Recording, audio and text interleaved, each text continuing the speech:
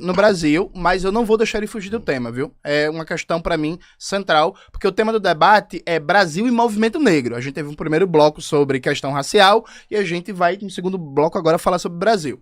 Veja, o Fernando, ele não respondeu sobre as terras raras, ele não respondeu sobre o Pix, e ele continua sustentando a ideia de que na ditadura as pessoas sofrem. Então, veja, na lógica deles, presta atenção, você trabalhador, trabalhadora, na lógica deles, eles querem que a população sofra para garantir o ganho de empresas dos Estados Unidos. Eu vou repetir pela terceira vez. As Big Techs, como o Google e o WhatsApp, estão incomodadas porque os pagamentos online não estão sendo feitos pelo WhatsApp Pay e pelo Google Play, mas sim pelo Pix. É uma questão não só de controle dessas transações, como de controle também de dados. E a Visa, a Mastercard e por aí vai, também perderam espaço hoje por causa do Pix, já que o Pix não tem taxa e no cartão de crédito tem taxa. Isso é um interesse direto das Big Techs. Isso é um interesse direto da Visa, da Mastercard. Eu vou perguntar pela terceira vez. Fernando Holliday, você defende o interesse das Big Techs? Você defende o ataque ao Pix? Você defende que o Pix seja sabotado para garantir o interesse de empresas dos Estados Unidos que estão articuladas com o governo Trump, com o imperialismo estadunidense? Vou perguntar pela segunda vez. Fernando Holliday, você defende a postura do governo Trump? E aí, veja, ou é burrice ou é safadeza. Ou é burrice ou safadeza. O Brasil vive uma ditadura. Que ditadura? O governo Trump tá querendo tomar as terras raras do Brasil. Qual é a relação disso com o STF, Alexandre de Moraes? Tomar as terras raras do Brasil. O governo Trump ataca o Pix. Qual é a relação disso com o STF, Alexandre de Moraes? Com o Bolsonaro?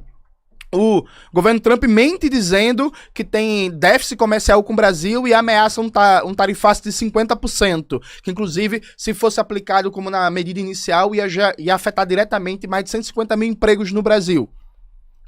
É isso mesmo, é tomar as terras raras do Brasil para defender os direitos humanos, né? Como é que é isso? Veja, o que o governo Trump fez foi colocar essa questão do Bolsonaro, essa questão de Alexandre de Moraes, para ter entreguistas, vendilhões da pátria, como esse sujeito aqui, defendendo entregar a soberania nacional brasileira, defendendo entregar as riquezas brasileiras, defendendo uma sabotagem à economia brasileira e dar uma base de legitimidade de massas. Mas o Trump não liga pro Bolsonaro. O Trump não tá preocupado com o Bolsonaro, porque ninguém liga para aquele covarde, para aquele frouxo. Liga o ar-condicionado que tá um calor da desgraça. Vamos ligar.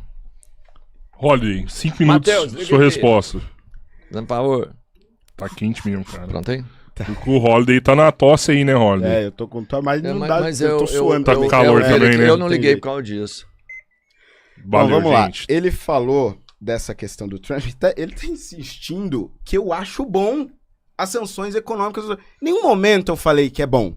Em nenhum momento.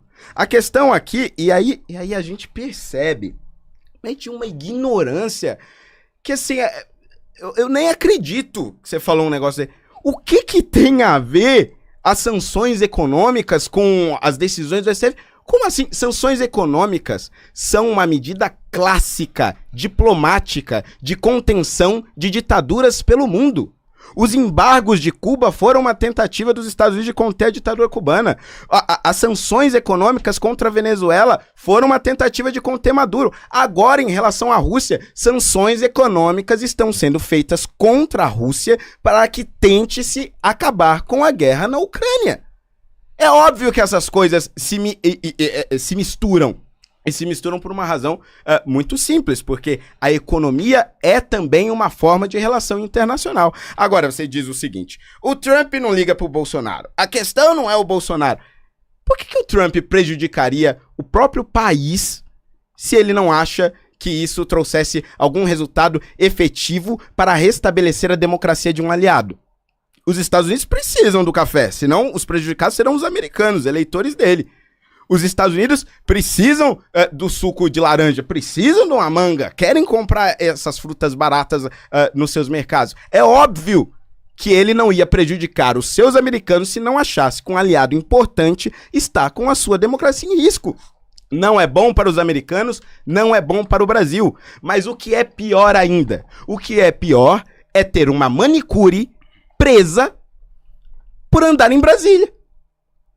O que é pior é ter uma mulher condenada a 17 anos de cadeia por escrever em uma estátua com batom "Perdeu Mané", enquanto vocês, por anos, nas ruas pelo Brasil, picharam paredes, invadiram prédios públicos, quebraram vidraças de banco, de prédios públicos e de prédios privados. Os Black Blocs foram um horror em 2013. Tomaram conta do Brasil inteiro.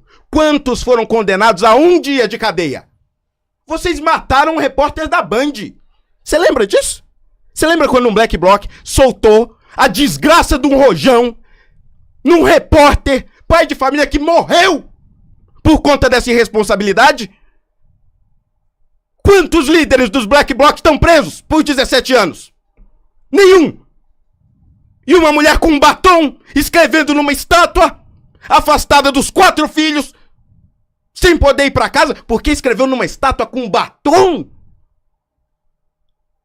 Jones Manuel, eu vou ler outra frase aqui. Porque todos dizem, não, os bolsonaristas falam absurdos. Os bolsonaristas têm que ser punidos porque são radicais. Tem que ir pra cadeia por isso. Olha o que esse cara fala. Assim como eu, por exemplo, sou contra, a princípio, a pena de morte enquanto valor humanista.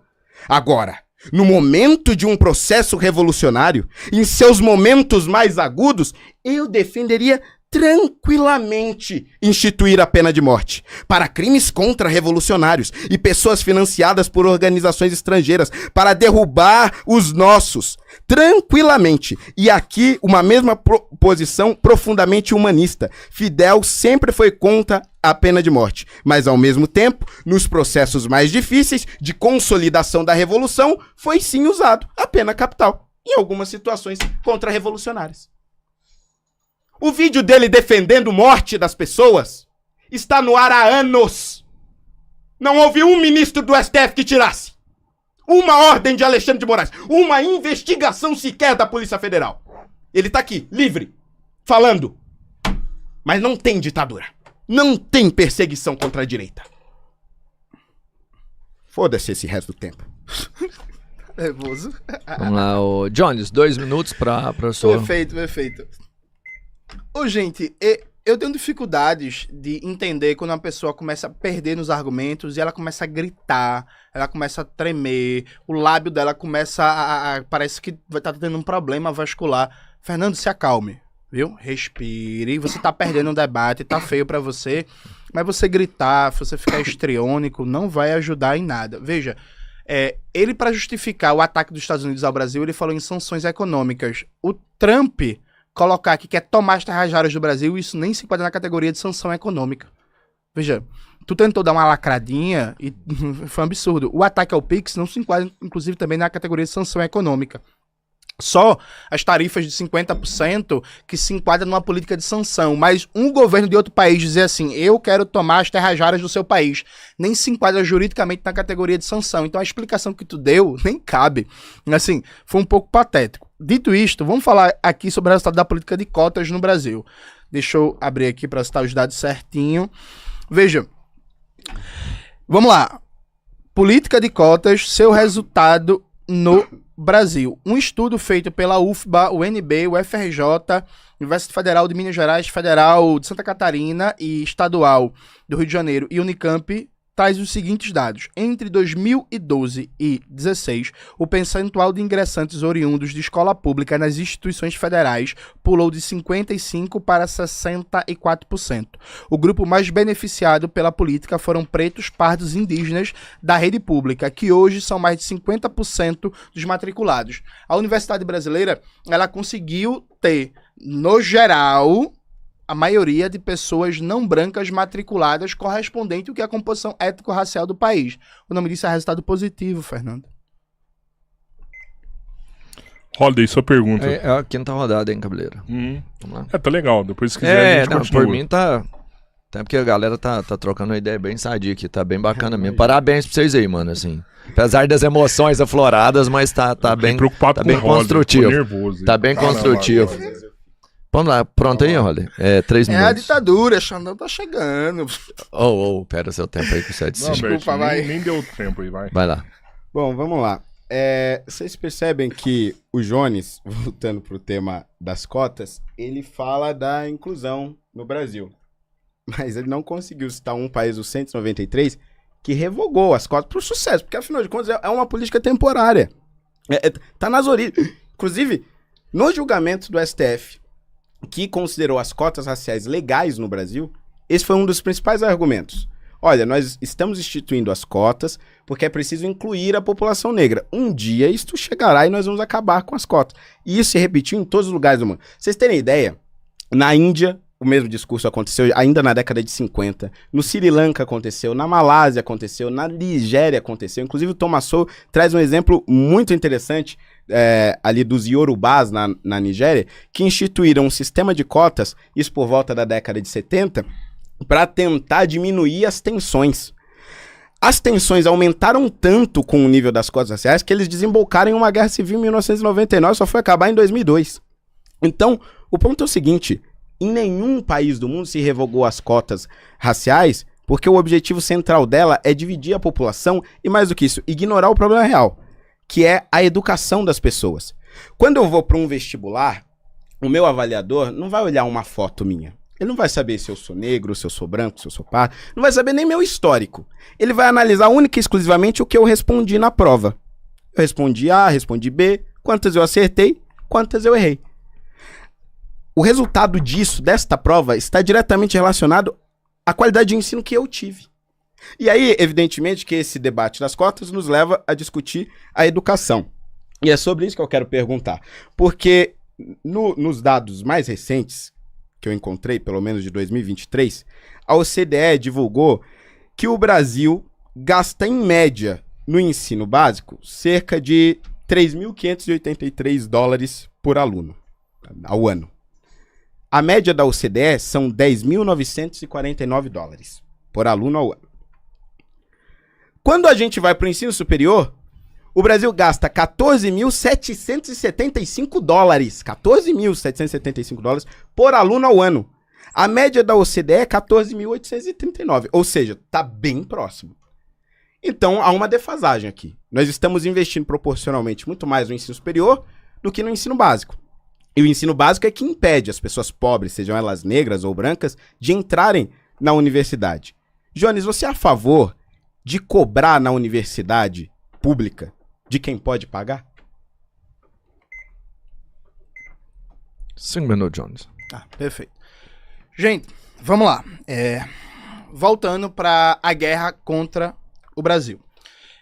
Eu vou reforçar com vocês. Ele está justificando uma potência estrangeira atacar o Brasil, prejudicar o nosso povo trabalhador, se apropriar das riquezas brasileiras.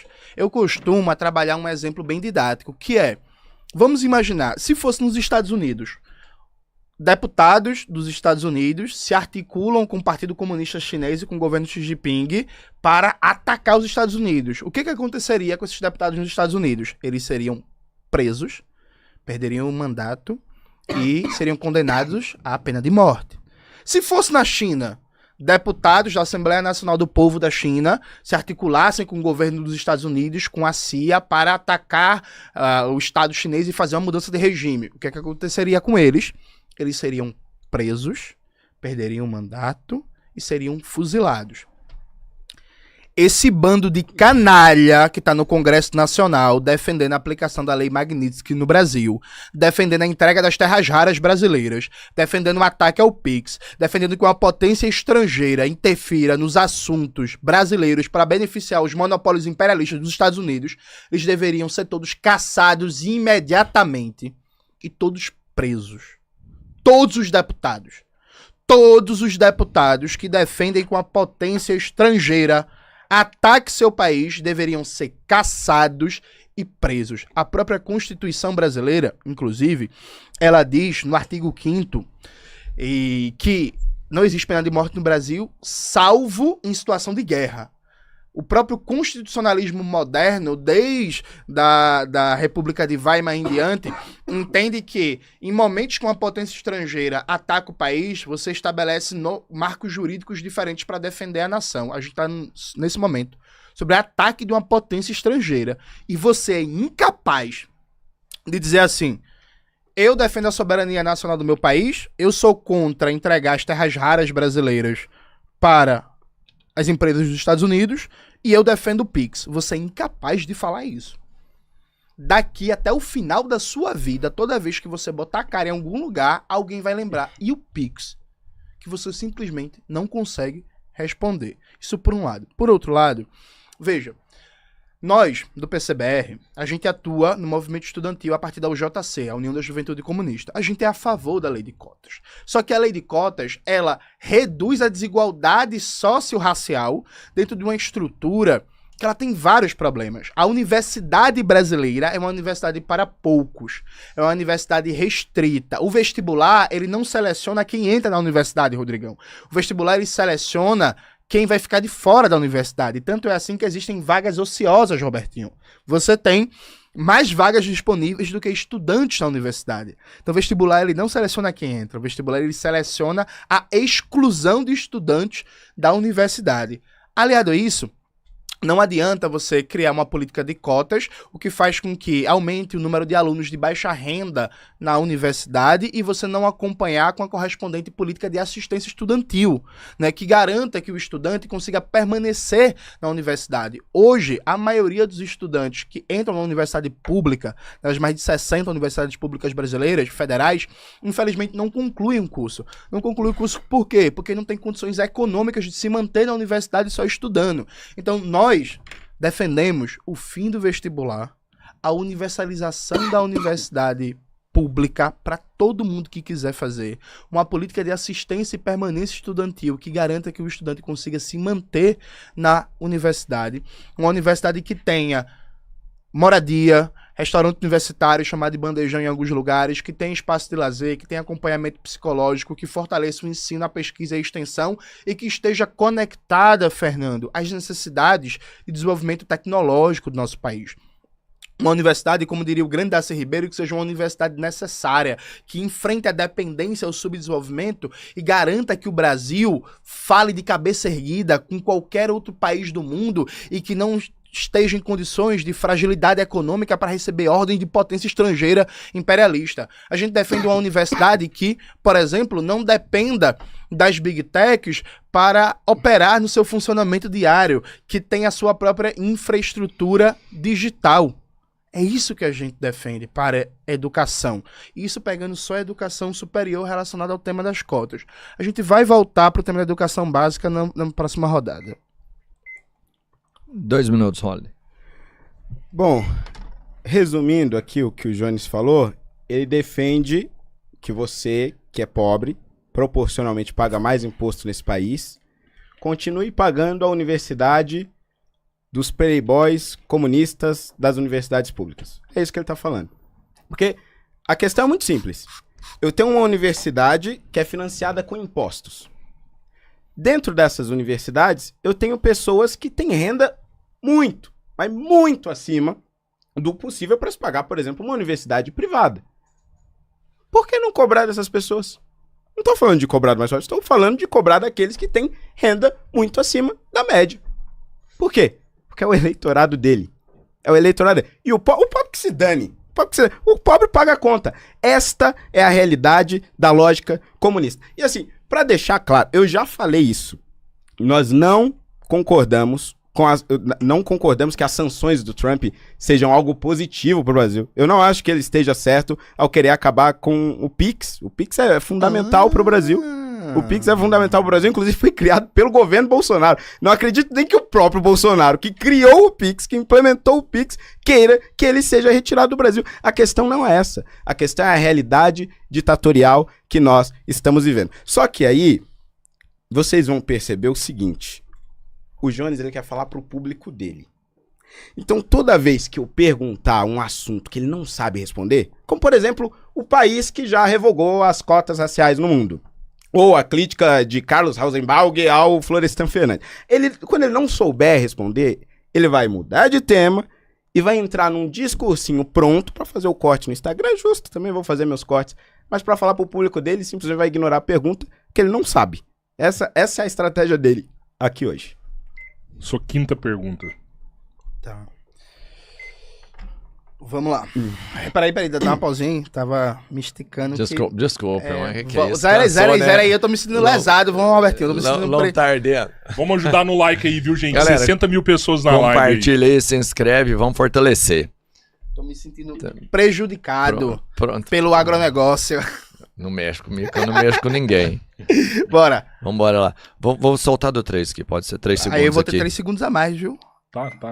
Catimbeiro. Vambora? Bora. Vamos lá.